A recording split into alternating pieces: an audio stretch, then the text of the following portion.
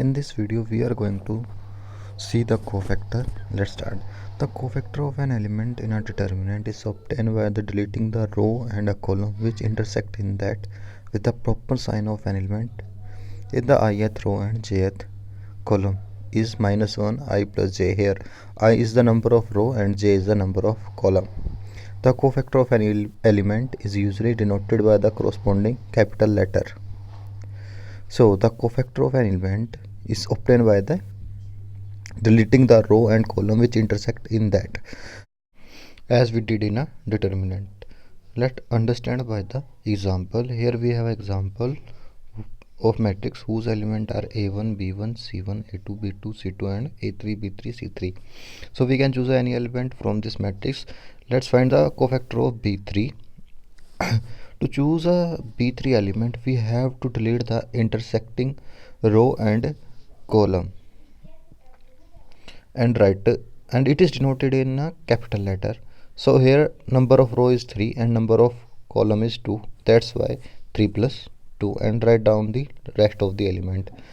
Similarly, if we want to find the cofactor of c2, we have to delete the intersecting row and column with intersect with the c2 element and write down the rest of the element. Here we have a minus sign because the number of row is second and number of column is 3. So 3 plus 2 is 5 is odd, so that we have a minus sign. Let's take the example of 4 into 4 matrix and see how cofactor help to find out the determinant. Here we have a 4 into 4 matrix. Let's start with expanding R2. Here we choose R2 because in this we have a 2 zeros and that makes calculation simple. That's why we choose R2. We can choose any row and column from this matrix and determinant will be same. So let's start. Here we have the first element in R2 is 1, so we have to delete the row and column which intersect this element. So write down the rest of the element. Next element is 0, so multiply anything with 0 is 0, so no need to write down. Next is 3, so choose a 3 and delete the intersecting row and column and write down the rest of the element. Next element is 0, so no need to write.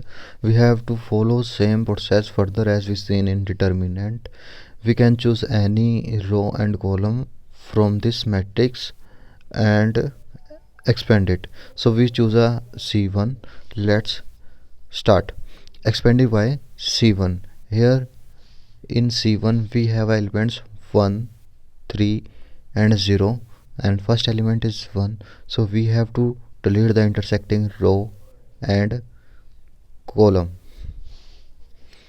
So write down the first element, that is 1, and delete the intersecting row and column.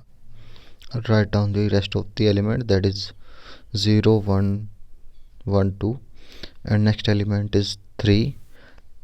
We choose a 3 and deleting the intersecting row and column and write the rest of the element, that is 2, 3, 1, 2. Next element is 0, so no need to write. We have to follow the same process for next matrix. We can choose any row and column and expand that. So here I choose a R1. So let's solve it by expanding the R1.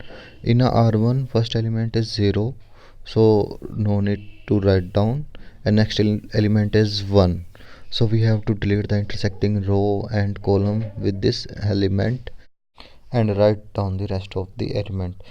And next element is 3, so we have to delete the intersecting row and column with this element and write down the rest of the element, that is 2, 3, 3, 0. Now we have a square matrix. We have to find the determinant of this square matrix by multiplying the element 0 with 1, 1 with 1, 2 into 2, 3 into 1. If you don't know how I am doing this, go for watching my previous video, that is on determinant. In our next video we will see the adjoint of a matrix.